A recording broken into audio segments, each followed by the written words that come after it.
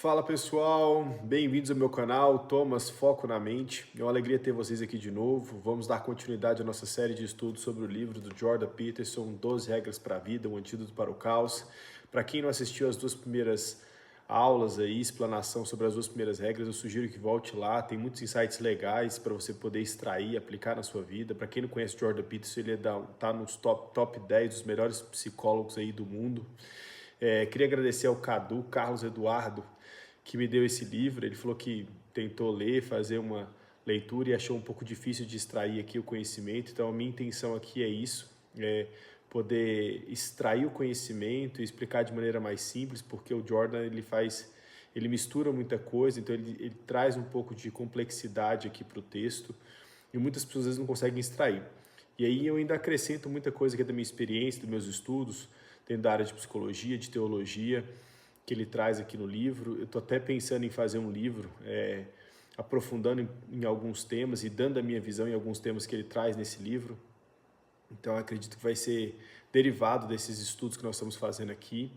Então minha intenção é essa, se você quer incentivar esse tipo de estudo, de conteúdo que agrega para o crescimento das pessoas, segue a gente, clica aqui no sininho para receber toda vez que a gente postar e envie isso aqui para mais pessoas possíveis para a gente poder conseguir fazer as pessoas receberem conteúdo de valor, né? A internet está cheia de conteúdo aí, de informação, mas muitas difusas, muito, às vezes, sem base, e aí deixando as pessoas mais confusas do que, de fato, com conhecimento prático. Sem demora, vamos para o estudo. A gente vai seguir aqui, eu vou tentar ser mais objetivo, rápido, então eu separei algumas falas aqui do livro, a gente vai discorrer em cima delas, que eu vou achar bem interessante a gente conseguir fazer dessa maneira, e assim a gente começa desde o começo até o final, pegando todos os pontos importantes. Ele já começa o livro, a terceira regra é: seja amigo de pessoas que queiram o melhor para você. Então ele foca aqui em que você deve procurar amigos que queiram o melhor para você. E ele vai discorrer aqui a importância disso. Eu vou falar um pouco da minha visão em relação a isso, mas eu vou trazer a dele primeiro. Ele foi criado no Canadá, em Alberta, em uma cidade que fazia menos 40 graus. Ele traz um pouco de contexto da vida dele, de biografia, até para entender como que ele enxerga as coisas. Eu acho isso muito importante, então isso é legal. E ele diz que numa cidade onde às vezes a temperatura faz menos 40, a amiga é muito importante, porque você não tem muito o que fazer. Naquela época ainda, década de 60, 70, né? Tinham vários desafios. Então, amigo era aquele que você conseguia gastar um tempo com ele, desenvolver atividades recreativas, esporte, enfim. Hoje a gente tem internet, então a gente está em conexão com as pessoas o tempo inteiro, mas na época era um pouco mais desafiador. Então as pessoas tinham esse desafio aí de estar em contato. Realmente, se eu quisesse conversar com a pessoa, eu tinha que ir na casa dela, né? Dificilmente a gente ficava horas no telefone, então ele surge desse contexto, tanto que a amizade é importante. E aí pode ser qualquer tipo de amizade, ele vai dizer que não. Pelo que as experiências que ele traz à vida, é disso que ele extrai o conteúdo desse livro, né? Ele pega as experiências dele, agora ele olha para trás com uma visão mais analítica, e aí ele traz isso para dar vazão ao que ele quer ensinar. Então a primeira coisa é essa, o quanto que a amizade é importante dentro desse contexto. E aí ele vai trazer duas figuras que ele colocou o nome, acredito que seja fictício, de amigos.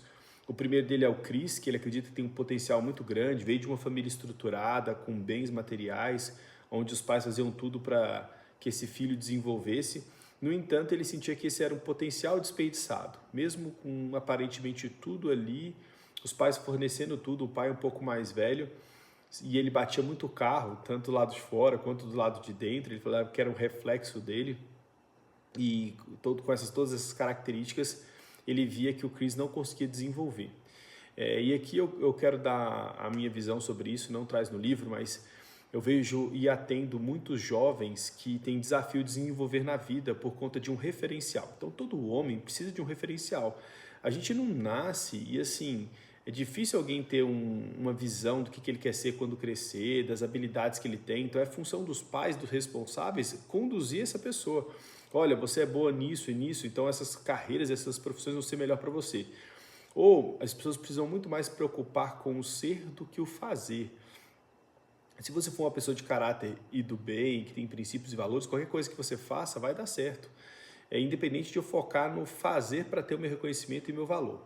Então isso aqui é algo muito sério que eu vejo a juventude de hoje se perdendo muito, porque estão focando muito no fazer, na profissão, na carreira e não em si. Por conta disso, nós estamos numa crise existencial muito grande. Eu acredito que possa ter acontecido com esse jovem aqui, o Cris, onde os pais eles trabalham muito para oferecer qualidade de vida para os filhos, mas não dão a coisa mais importante, que é a sua presença, o seu tempo e o seu afeto. A gente vê a diferença disso em outras culturas, né? No judeu, no muçulmano, onde os pais são muito presentes. Então, os filhos seguem muito ali o que os pais orientam. Até pouco tempo atrás no Brasil, se você perguntasse para um filho de um caminhoneiro o que você quer ser quando crescer, ele ia falar caminhoneiro. Você não quer ser médico, não quer ser advogado? Não, eu quero ser caminhoneiro. Por quê? Porque eu vejo meu pai extrair tanta felicidade da vida que eu acho que a carreira contribui e eu quero fazer isso. Então ele, de tanto ver o pai sendo feliz naquilo que ele faz, ele não queria ser outra coisa a não ser aquilo que o pai faz. Se fosse filho de mecânico, né, de qualquer outra coisa, fazendeiro, ele queria seguir a carreira do pai, porque estava atrelado ao afeto, ao emocional. E hoje nós perdemos isso, nós terceirizamos para a faculdade, para a escola e achamos que a nossa responsabilidade é pagar. E aí nós estamos tendo sérios problemas, que às vezes a única coisa que os filhos querem é afeto e atenção, e o homem principalmente do pai. A mãe ela é importante ali na primeira infância, mas o pai é aquele que vai formar e forjar o caráter e orientar o filho. Então são funções diferentes, as duas são importantes, e para um adulto saudável ele precisa ter as duas saudáveis dentro dele. Então eu queria deixar esse adendo porque eu estou atendendo muita gente que entra em crise existencial quando não passa numa prova, numa Enem, numa faculdade ou num concurso, porque a vida dele se resume no que ele faz e quanto ele ganha. E isso é um problema muito sério, porque eu deixo de atrelar o valor a quem ele é e começo a atrelar o que ele faz. Sendo que o que ele faz ele pode deixar de fazer, mas quem ele é jamais muda. Só que as pessoas elas estão confusas quanto a quem elas são. Eu falo isso um pouco num livro meu dos temperamentos revelados, mas se você perguntar para uma criança quem você é, ela vai falar: eu sou fulano, filho de ciclano e beltrano. Ela cresce um pouco mais, você pergunta quem você é, sou João, advogado, Thales, médico. Só que é interessante que se você olhar por Oriente Médio, você olha para uma pessoa, você já sabe quem ela é pela vestimenta dela. A religião fala antes do que o que ela faz. Então, quem é você? Eu sou judeu fulano, sou muçulmano fulano. Então, no nome e na vestimenta, a identidade dele já está ali vista, né? Ela já está bem nítida. A pessoa não precisa falar. Você vê, você já sabe. Eu gosto sempre de trazer isso. O que significa o kepá, né? Aquilo que o judeu usa. Aquilo ali é para mandar uma mensagem para o mundo, que ali é a altura máxima que ele conseguiu chegar de um humano, de um indivíduo, de um ser. E aí ele fala: a estatura de um homem, a minha estatura vai até aqui, eu sou limitado, mas daqui para cima é o meu Deus. Então, olha que mensagem forte, a quem eu pertenço. Tanto que Mateus começa com a genealogia de Jesus, porque para o judeu saber de onde você vem é muito importante, né? E nós perdemos isso. Muitas vezes sabemos nem quem são nossos avós, o tanto que eles batalharam para dar continuidade a um sobrenome, a uma linhagem, né? Viajaram países de navio, sobreviveram a guerras. E por conta disso, dessa falta de raiz, de identidade, a gente tem crises existenciais. Porque se a gente não sabe a nossa história, a gente não sabe para onde a gente está indo. E a gente atrela tudo ao que aqui e agora. Por isso que 80% dos jovens, 60% a 80%, se você perguntar, eles gostariam de morar fora do país, ou na Europa, ou nos Estados Unidos. Por quê? Porque se a vida se resume a ganhos e bens materiais, eu vou para onde paga melhor. Então eu quero ir para a Europa ou para os Estados Unidos. Qual que é o problema? Muitas vezes a minha identidade está atrelada no local que eu estou. Então ali eu vou ter o convívio com meus familiares, os meus filhos vão ter contato com os avós e com as tias. Quando eu saio desse contexto, às vezes a gente perde muita coisa. Eu já vi pessoas voltarem por causa disso. Então, vale a pena a gente dar esse esclarecimento aqui, que hoje em dia está bem desafiador. As pessoas entenderem e ensinarem para os filhos. Então, eu acredito que uma das respostas aqui para o Jordan é essa. Segundo, veio um primo chamado Ed. E esse primo era 2 anos mais novo que eles, né? Estava ali se relacionando. E ele falou que ele parecia ser uma pessoa muito espirituosa, ou seja, tinha uma espiritualidade ali quando ele enxergou, mas que com o tempo, no meio das amizades, isso foi se perdendo E ele foi se corrompendo, né? Fazendo uso de maconha, de bebida. E ele conta que eles passavam dias andando de carro, indo para festas e com um vazio na cabeça, né? Fazendo uso de drogas ilícitas e sem perspectiva de futuro. Então, esse era como ele relata parte da infância dele. E por que isso acontece? Aquilo que eu falo, os pais são responsáveis por ensinar os filhos a extrair felicidade da vida.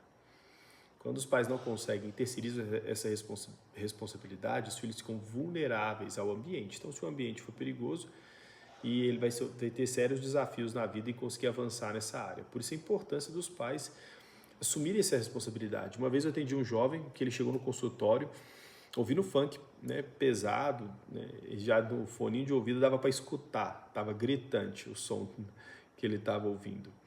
E aí eu falei para os pais, olha, principalmente para o pai, né, seu filho, uma criança de 15 anos que ouve funk o tempo inteiro, aquelas letras, aquela música. Música, ela reflete a cultura, aquilo que eu acredito, que eu pratico. Um menino nessa idade ouvindo isso o tempo inteiro, o que você acha que ele vai praticar daqui a pouco? E aí o pai falou assim, não, então tem que ficar babá de um marmanjo. Foi isso que ele aprendeu na escola, foi a escola que incentivou, depois que ele entrou lá. Eu falei, quem que matriculou ele lá? Quem que pagou? É uma escola particular. Eu vou ter que ficar babá de marmanjo, né? Eu falei, você que sabe, ou você, né, vai ter que ficar vigiando, né, acompanhando e direcionando, ou você vai buscar ele numa boca de fumo. Então, assim, a responsabilidade que a gente tem terceirizado e a consequência vem quando vem as pessoas não querem assumir a responsabilidade. Acham que o filho é culpado, porque eu dei todas as oportunidades do mundo. Te coloquei na melhor escola, te dei bens, materiais, jogos, e quando, na verdade, o que o filho queria era um referencial saudável, de alguém que se relacionasse e direcionasse. O problema é que muitas vezes as pessoas não têm nem para elas. E a gente faz uma ressalva aqui para a geração antiga dos nossos avós, onde o tempo era muito difícil e existiam 10, 11 filhos, e eles tinham que trabalhar muito para pôr comida na mesa. Então, a única preocupação deles era a sobrevivência. Trabalhar para dar a sobrevivência. Comida, roupa, estudo. E aí os filhos que cresceram nesse modus operandi não entenderam que a vida não é assim. Né? Como eles viveram nesse contexto, acharam que a vida era vivida assim, só se preocupar com o externo e não com o interno, com as emoções, os sentimentos, a presença, e aí eles criaram os filhos assim também. Só que gerou um efeito muito ruim, porque daí já não tinha mais justificativa, porque a qualidade de vida já estava melhor, financeira melhor. Então, muitos jovens estão perdidos, e às vezes eles dão trabalho para chamar atenção, uma atenção de afeto, de carinho. Eu vou dar uma explicação para você, por exemplo, porque muitos jovens vão para os vícios, né, para o uso de drogas. Eu atendi muito tempo dentro de clínica de usuários.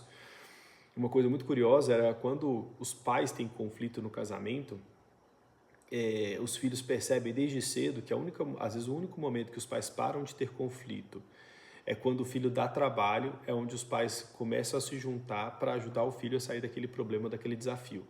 Então ele começa a dar trabalho, chilique, piti, ele vai crescendo e os trabalhos que ele vai dando, né, os problemas que ele vai desenvolvendo vão ser maiores, até chegar ao ponto de usar droga. Porque eles pensam que dessa maneira eles vão estar salvando o casamento dos pais. Porque é o único momento que ele vê os pais parando de brigar, se unindo em prol de um problema maior. Isso é o quão perigoso é um ambiente disfuncional dentro de casa. E eu vejo, às vezes, esses pais não entendendo isso e não conseguindo assumir a responsabilidade e a culpa, transferindo toda a responsabilidade e culpa para a criança.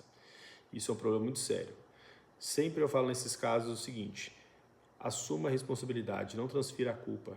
Fala, o nosso filho está com uma disfunção, mas o problema é nosso, não é dele. Não é ele que tem que mudar, não é só ele que tem que melhorar. Nós precisamos melhorar. Você alivia o peso dele da responsabilidade e da culpa sozinho, transfere para nós, tornando mais fácil para ele melhorar, do que o tempo inteiro colocar o peso e a culpa nele, que se ele não mudar, ele vai ser um problema para o resto da vida. Quando, na verdade, ele é o fruto do meio. Então, algumas coisas aconteceram ali, mesmo que inconscientemente, o que 90% das vezes é. As pessoas fazem as coisas de maneira ingênua, inconscientes, mas isso não significa que o resultado não vai vir.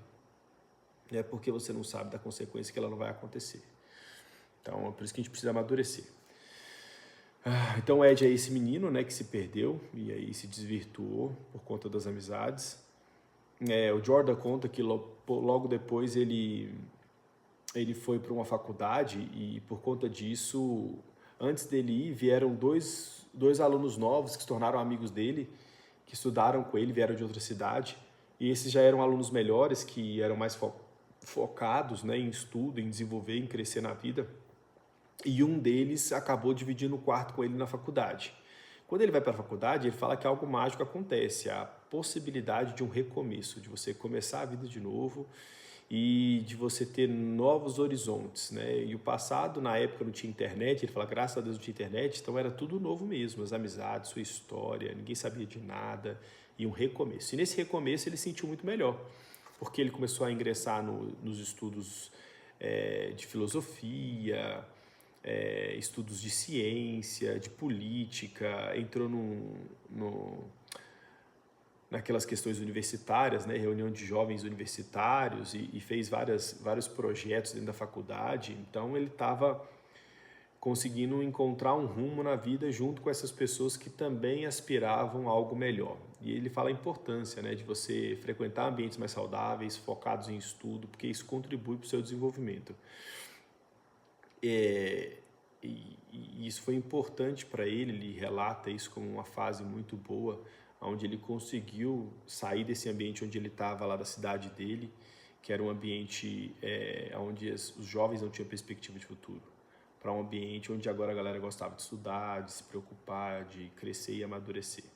Então, de fato, o ambiente impacta muito no desenvolvimento, né, dos jovens. E eu falo para os pais, é muito importante eles conseguirem proporcionar esse ambiente. Caso contrário, eles ficam à mercê da sociedade. Então, se a sociedade estiver doente, a chance que ele adoeça é muito grande. Então, você tem que ter amigos que tenham filhos da mesma idade, que ensinam os mesmos princípios e os mesmos valores. Essa é a importância de uma comunidade, preservar aqueles princípios e os valores para que não se percam, não se corrompam. E a gente perdeu isso hoje em dia, né?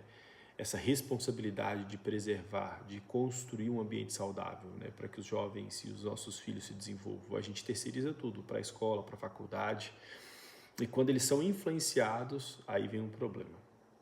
Eu vou tentar manter aqui no texto, porque tem muita coisa para falar e eu não quero que o vídeo fique longo e já está começando a ficar longo.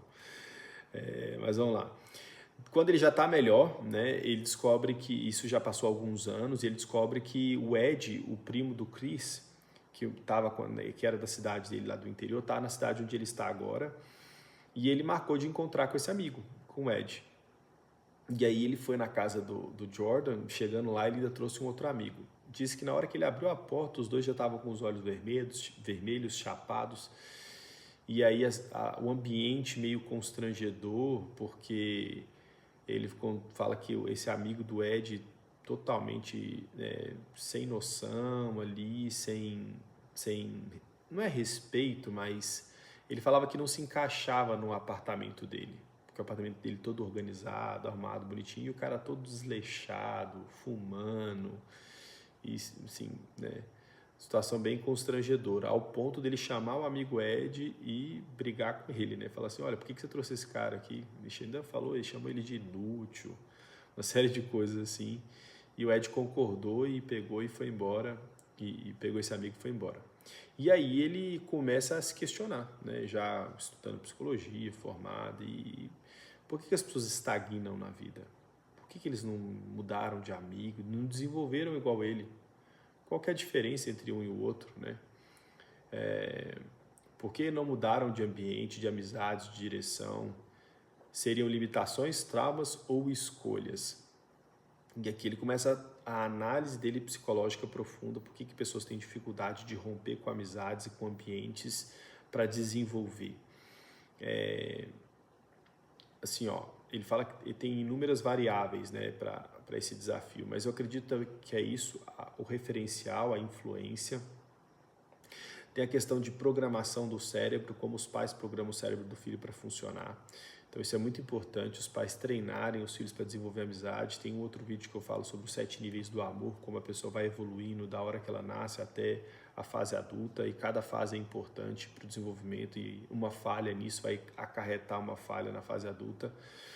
E ele fala assim, cada pessoa nasce com inúmeras variáveis, o que torna difícil determinar exatamente o que impede alguém de evoluir. Existem fatores como doenças diagnosticadas e não diagnosticadas. Eu gosto de uma frase de um filósofo alemão que ele fala: Deus dá as cartas e você joga o jogo. Você não escolhe sua família, você não escolhe a sua beleza, seu poder de inteligência, né? E sua classe financeira. Essas coisas você não escolhe. Mas você escolhe o que você vai fazer com isso que foi te dado. Então, na família que você nasceu, com as oportunidades que você teve, com tudo aquilo que foi te proporcionado, o que você faz com aquilo. Isso aí são as variáveis da vida. E aí, infelizmente, ele relata aqui no livro que aos 30 anos, Chris teve um surto psicótico e pouco tempo depois veio atentar contra a própria vida. E isso mexeu um pouco com ele, né? Por que isso acontece com as pessoas, né? Eu falo que dificilmente é um fator, né? São vários. Por isso que eu gosto daquela série 13 Reasons Why, né? 13 razões por quê, onde uma menina escreve, ela relata, é uma série, né? Acredito que seja fictício, mas ela relata 13 motivos ao qual levou ela a atentar contra a própria vida. E aí eu acredito que sempre é isso, nunca é um fator só, sempre é uma sequência de fatores. Eu sempre penso na analogia de um engenheiro que uma vez falou para mim que para uma ponte cair, um engenheiro não pode cometer só um erro, ele precisa cometer vários erros. A mesma coisa para um ser humano chegar numa situação dessa, não é só um erro, foi erro dos pais, da sociedade, do ambiente, várias pessoas falharam com esse indivíduo para chegar. Ah, Thomas, pode ser o caso do menino já nasceu da pá virada, né, sem noção das coisas? Pode, mas é muito baixo. Normalmente o ser humano é fruto do meio, porque você pega culturas onde esse índice é maior e esse índice é menor. Se de fato as variáveis não influenciassem, seria o mesmo resultado para todos os lugares. Existe uma porcentagem de ser humano que não importa o ambiente que nasça, vai infelizmente tomar decisões ruins. E não é assim que acontece. A gente consegue, por estudos e métricas, entender como o ambiente interfere na formação do indivíduo. Principalmente a primeira infância, que vai determinar como o cérebro dele vai ser programado para ele desenvolver o resto da vida. O que eu mais faço no consultório é reprogramar o cérebro da pessoa.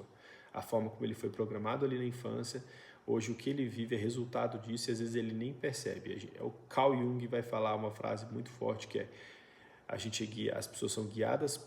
Enquanto o inconsciente não se torna consciente, você vai ser guiado por ele e vai chamar de destino. É isso que acontece com as pessoas. Elas não têm compreensão do inconsciente que guia elas e elas acham que é o acaso, quando na verdade não é. Foram coisas somatizadas no inconsciente que levaram ela a tomar aquelas escolhas e ter aquele resultado. Quando eu tenho consciência disso, eu consigo reprogramar e reestruturar isso para tomar decisões melhores e ter resultados melhores.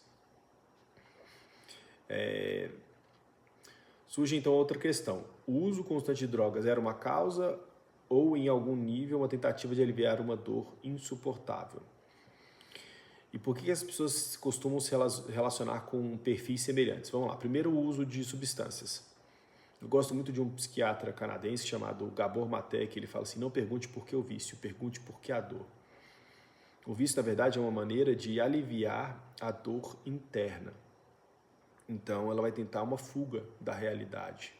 É quando eu não tenho capacidade de extrair felicidade da vida, eu preciso de um meio artificial. Então, meus pais não me ensinaram, o ambiente não me ensinou, nada do que eu fiz foi capaz de me ensinar a extrair felicidade da vida e eu preciso de uma maneira artificial. Então, o problema não é beber, é o motivo pelo qual você bebe. Se você bebe para anestesiar uma dor ou para extrair felicidade da vida, porque é a única maneira que você consegue, então houve algum problema.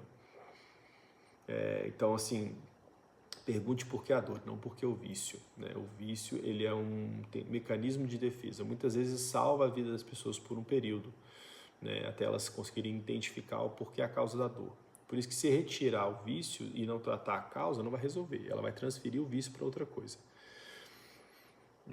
Deixa eu olhar aqui mais uma coisa. Por que as pessoas buscam se relacionar com perfis semelhantes? Porque quando você está com uma dor, com um trauma, com um desafio, é difícil você explicar. Muitas vezes as pessoas nem se entendem o porquê que elas estão naquelas situações. E quando ela enxerga alguém que talvez passou por algo semelhante, ela não precisa nem falar. Um já entende o outro sem eles precisarem falar. Por isso que a gente se conecta com pessoas que talvez passaram por traumas semelhantes.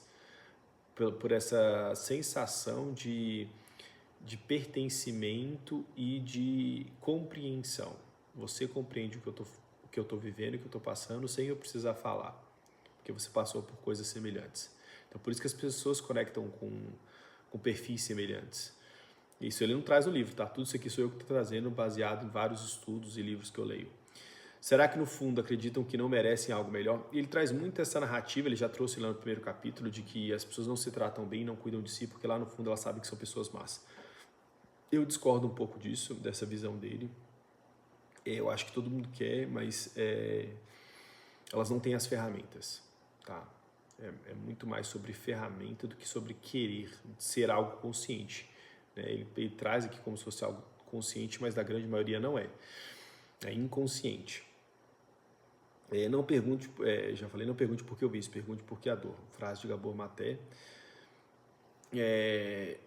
Ferramenta com falhas tendem a produzir resultados com falhas, criando um efeito acumulativo na vida da pessoa, um efeito bola de neve. Então as pessoas não têm ferramenta, elas começam a usar as ferramentas delas e por conta disso começam a ter consequências, né, negativas, porque as ferramentas às vezes que elas estão usando não são as adequadas.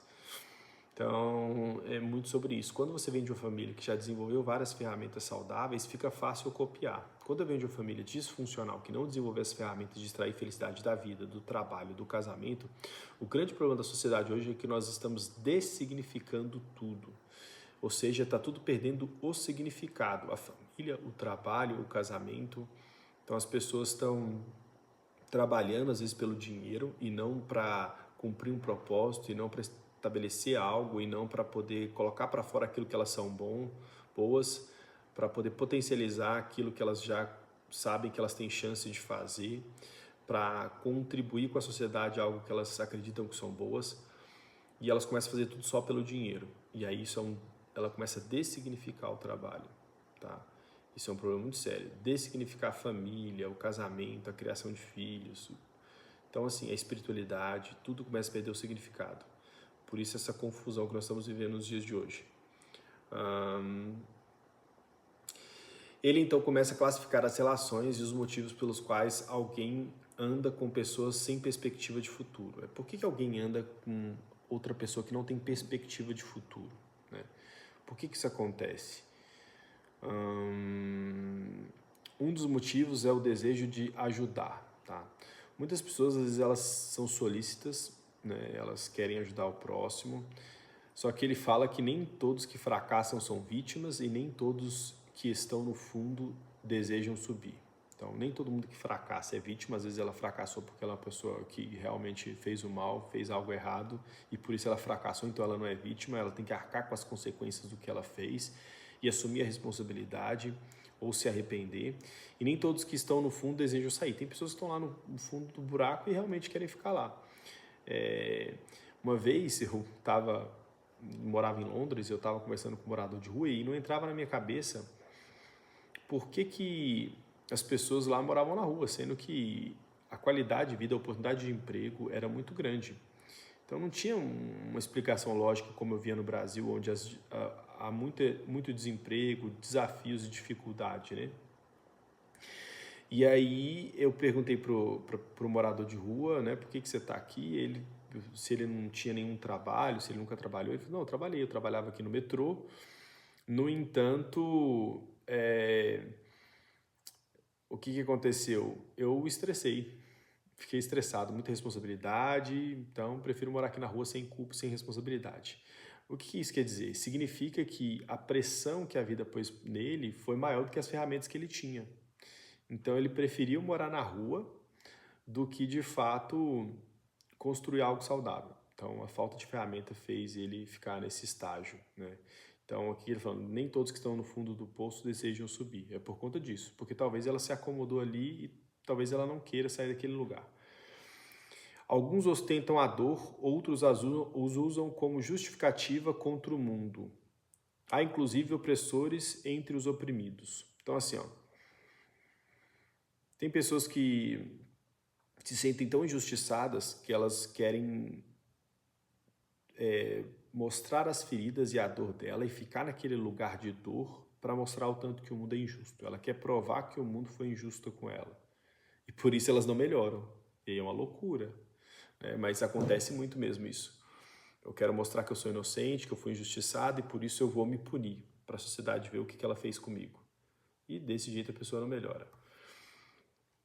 É difícil diferenciar quem realmente quer ajuda de quem quer apenas explorar alguém disposto a ajudar. E é verdade. Às vezes você não consegue identificar se a pessoa de fato quer ajuda ou ela quer explorar alguém que está disposto a ajudar. Eu mesmo passei por isso uma vez. Uma vez eu estava em Londres e um cara veio pedir ajuda, falou que não tinha comida, não tinha nada, e eu fui ajudar.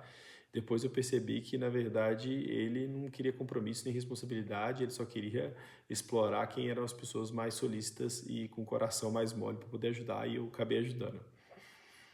Então é bom a gente saber isso. E também é necessário questionar se quem ajuda está de fato ajudando ou apenas reforçando a imagem narcisista de salvador. Isso aqui é muito importante. Muitas pessoas, às vezes, elas querem ajudar para se sentirem melhor do que o outro. Então, assim, é importante a gente saber qual que é a motivação. Então, tem pessoas que só pegam pessoas que estão abaixo dela para se sentir melhor. Então, para serem o salvador da pátria, né? Ali ele até narra uma parte de um livro onde um homem vai ajudar uma prostituta e ele quer que ela meio que venere ele pelo que ele está fazendo. E isso por si só já é terrível, né? Então ele é tão narcisista que ele usa uma situação ruim da pessoa para se sentir alguém melhor e superior. Então qual é a motivação de ajudar? Ele fala que o único que realizou esse papel de forma perfeita foi Cristo, que é o arquétipo do homem perfeito. Mas nós somos nós, né? Você é você e nós dificilmente conseguimos fazer isso. E eu gosto muito aqui, vou trazer o Paulo Borges, porque ele traz uma reflexão muito forte sobre essa questão de quando Cristo encontra uma prostituta, né? Foi a primeira vez que a prostituta encontra um homem de verdade, um homem que não vai olhar ela como objeto de desejo, mas vai olhar ela como um ser humano. Por isso que essa mulher é transformada, porque ela de fato encontra um homem disposto a ajudar, a olhar para ela com ternura, como um ser humano, e não como todos os outros homens olhavam para ela, como alguém a se extrair prazer. E isso mudou a perspectiva dela sobre ela mesma. Então por isso é importante ter homens maduros, que sabem olhar para as pessoas e enxergar o real valor nelas. Muitas pessoas bem intencionadas tentam ajudar, mas acabam piorando o ambiente. Por exemplo, ao inserir alguém preguiçoso em um grupo esforçado, esperando que ele melhore. O efeito pode ser o contrário, o grupo inteiro pode ficar desmotivado.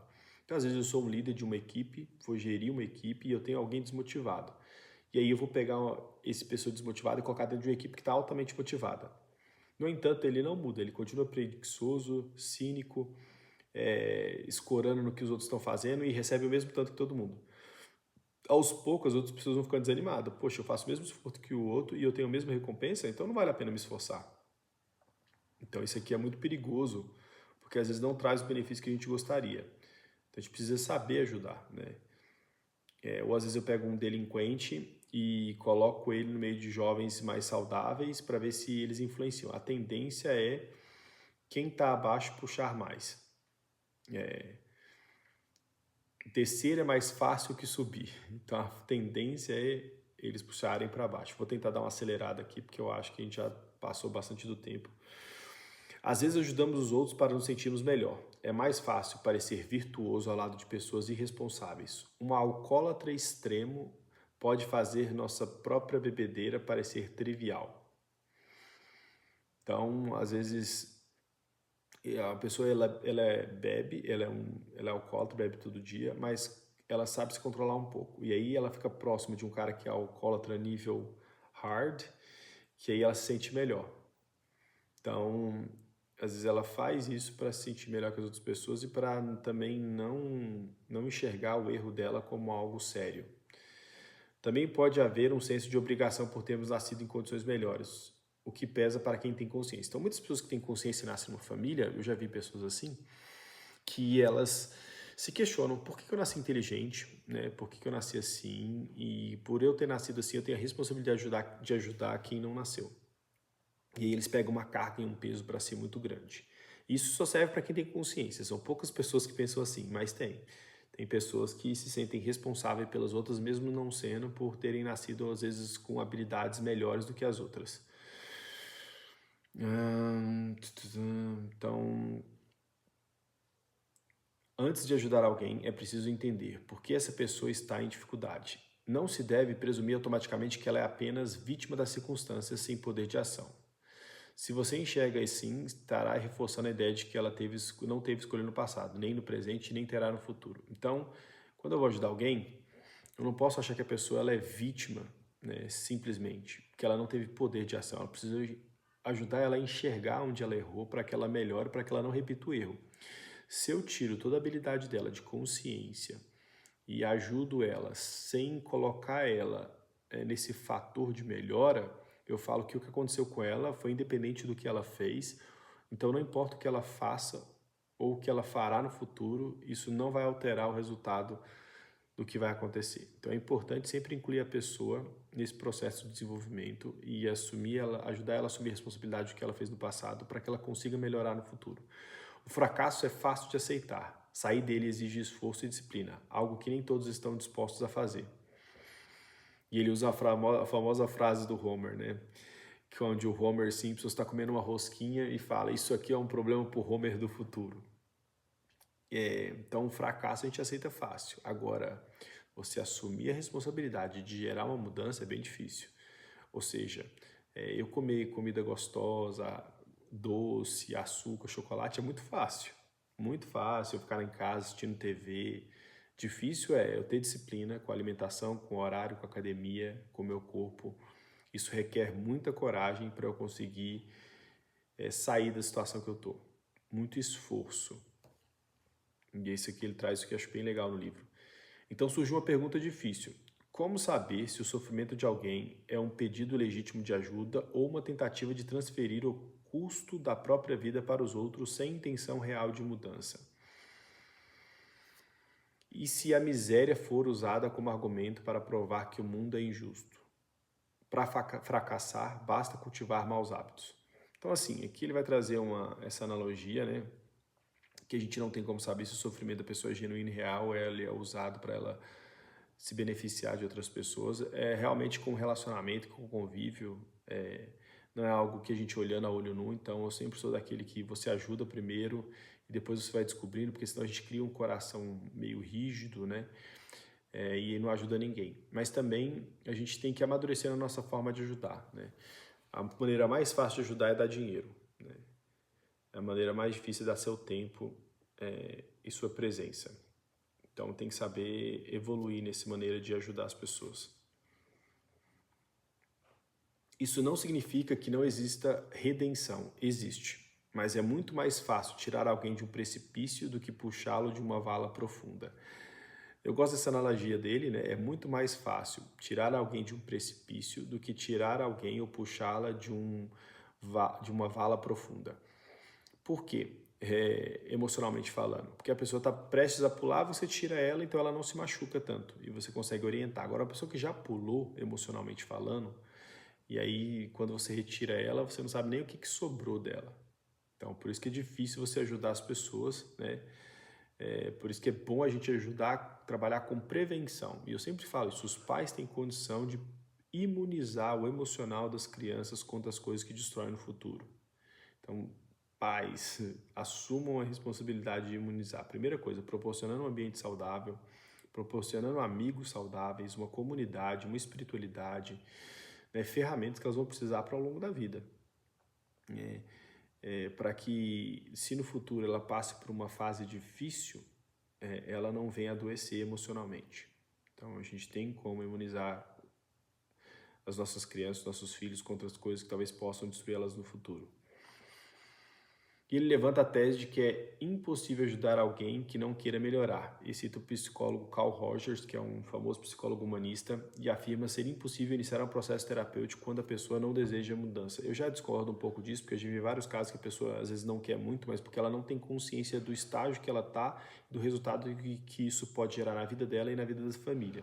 Quando eu trago para ela a consciência, muitas vezes ela muda a percepção. Claro que se a pessoa já tiver consciência de que ela quer mudar, é muito mais fácil, mas muitas vezes o terapeuta também pode levar ela a ter essa consciência dessa necessidade de mudança. Muitas vezes as pessoas não têm coragem de sair de uma amizade prejudicial e se convencem de que estão ali por bondade, mas isso pode ser apenas uma forma de evitar a decisão final. Então, às vezes as pessoas sabem que aquele relacionamento, aquele ambiente é prejudicial, mas elas não têm a coragem de romper, de cortar para avançar na vida. De novo, ferramenta. Como meus pais me treinaram para lidar com isso, essa questão de carência, eu me relaciono por carência, então eu fico prisioneiro da relação. Quando eu me relaciono, eu estou pleno, eu não fico mais prisioneiro da relação. Então eu posso tomar decisões mais livres de romper ou de avançar ou de permanecer mediante o propósito que eu tenho de vida, mediante o que eu quero construir. Se eu quero permanecer para ajudar, eu tenho condições. Ou se eu vejo que às vezes eu sair daquilo ali vai ser melhor para a pessoa, vai fazer ela evoluir mais. Né? Então eu atendo alguns casos de pessoas que têm muita dificuldade de romper com amizades e com ambientes por conta da carência. Às vezes em casa não teve aquele acolhimento, então ele busca nos amigos. E aí perder em casa e também perder nos amigos, a vida perde o sentido. Então, por isso que é importante os pais darem em casa para que a criança desenvolva plena, para que ela não tenha essa necessidade de se relacionar com as pessoas por carência, ela possa se relacionar de maneira livre. Então, eu me relaciono não só pela carência, mas pelo propósito, pela amizade, pela relação, pela construção. Isso é importante. Muitas vezes pessoas não têm coragem, mas isso pode ser apenas uma forma de evitar a decisão difícil. Eu acabei de falar isso aqui. Algo importante a considerar. Se você tem um amigo cuja amizade não recomendaria para sua irmã, seu pai ou seu filho, por que manteria essa relação para si? Então, assim, primeira coisa, né?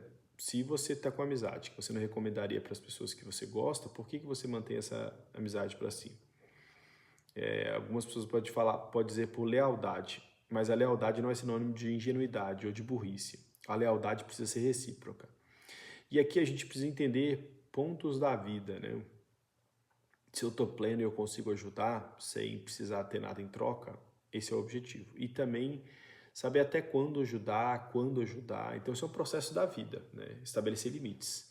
Isso é uma das coisas mais difíceis da vida, é aprender a estabelecer limites, tanto para mim quanto para as pessoas. Até para ajudar, porque às vezes a gente acha que está ajudando e às vezes a gente adoece e não consegue ajudar mais ninguém. Ou às vezes a gente está ajudando por motivos errados, né? Para se sentir melhor, por narcisismo, igual a gente leu aqui.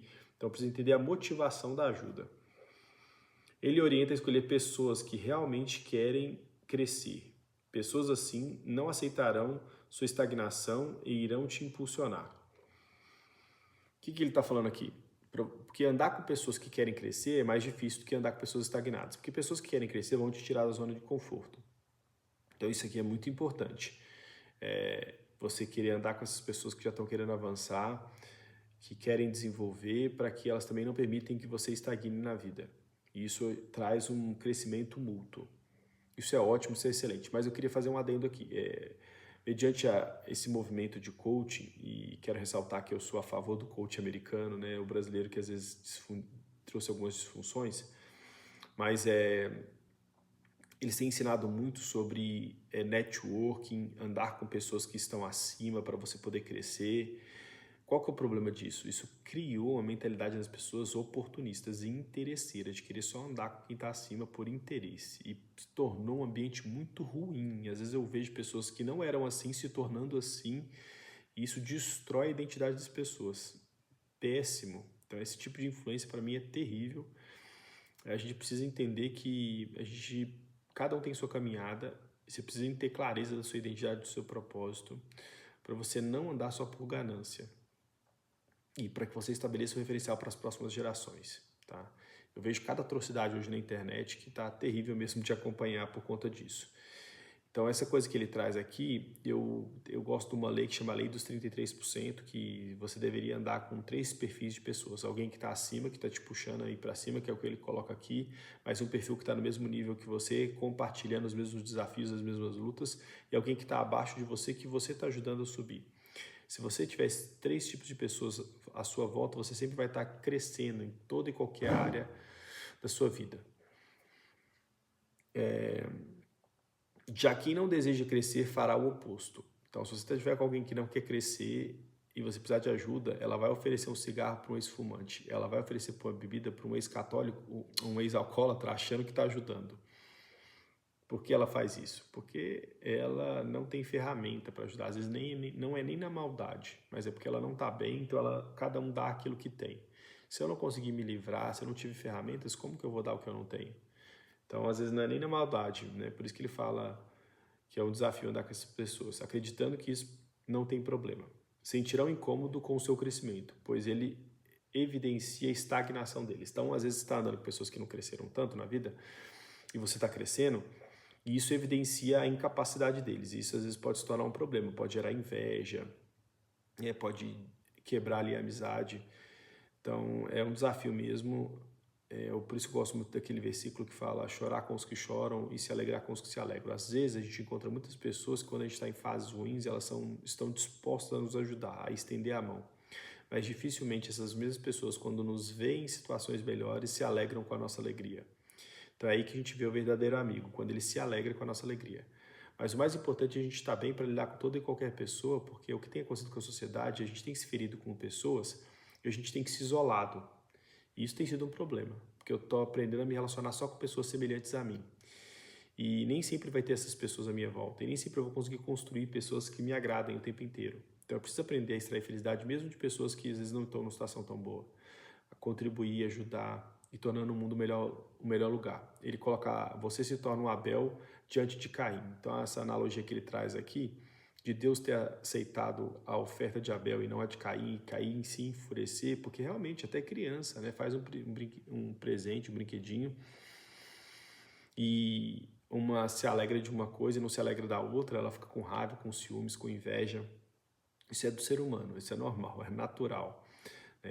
Só que aqui basta a pessoa dominar, né?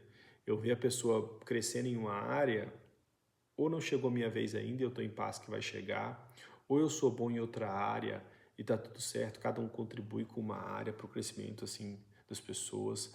A gente precisa entender onde a gente está, para que a gente não seja pego por pensamentos ruins, né? Pelo nosso próprio inclinação do mal. Então, por isso é importante desenvolver identidade e propósito. Por isso é mais difícil se cercar de pessoas saudáveis do que de pessoas disfuncionais. As saudáveis exigem mais, confrontam, tiram da zona de conforto e não permitem que você se esconda atrás de desculpas. Por isso tenha coragem. Seja amigo de pessoas que querem o melhor para você. Ele finaliza muito bem essa analogia aqui de você ser amigo de pessoas que querem o melhor para você, para justamente tirar da zona de conforto, para que você avance, para que você cresça. Mas volta a ressaltar essa coisa que eu falei das 3 perfis de pessoa, que eu acho bem saudável, porque o que nós estamos vendo hoje na sociedade está bem disfuncional. Pessoas interesseiras, oportunistas, que só querem andar com quem está acima e estão ensinando isso daí como se isso fosse algo saudável. Não é, tá? A gente precisa entender que a sociedade é feita de vários tipos de pessoas, com várias variáveis, e quanto mais ferramenta eu tiver para lidar com todo e qualquer tipo de pessoa, mais saudável e uma pessoa mais espiritualizada e mais saudável eu vou me tornar. E eu estabeleço um padrão para as próximas gerações a copiarem, tá? Espero que vocês tenham gostado. Eu tentei avançar aqui, eu vou tentar ser mais objetivo nos próximos. É muito conteúdo, eu gosto de passar muita coisa, mas fica aqui minha contribuição. Espero que tenham gostado e até a próxima. Já envia aqui para o máximo de pessoas se você gostou, para poder ajudar a gente no canal. Valeu!